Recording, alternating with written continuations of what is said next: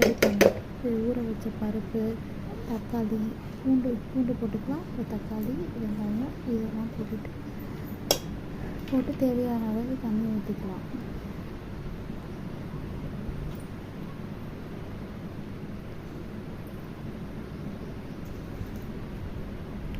இப்போ உப்பு மஞ்சத்தூள் போட்டுக்கலாம். தேவையான அளவு போட்டுட்டு தேவையான அளவு தண்ணி ஊற்றிக்கலாம்.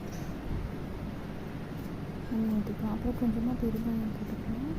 அப்புறம் சாம்பார் பொடி உங்களுக்கு விருப்பம் இருந்தால் போட்டுக்கோங்க. நான் உங்களுக்கு கொடுத்து பழகிருக்கேன், அதனால் போட்டுக்கலாம். சாம்பார் பொடி போட்டு அடுப்பில் வச்சு விசில் வச்சுக்கலாம்.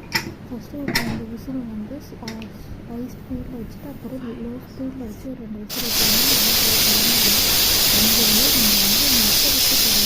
அவசியம் இல்லை. ஈஸியாக அப்படியே கரண்டி வச்சு கிடையிற அளவுக்கு பண்ணக்கூடிய யூஸ் பண்ணி பாருங்கள். இப்போ எடுத்தாச்சு, நல்லா மற்ற வச்சு கரைஞ்சி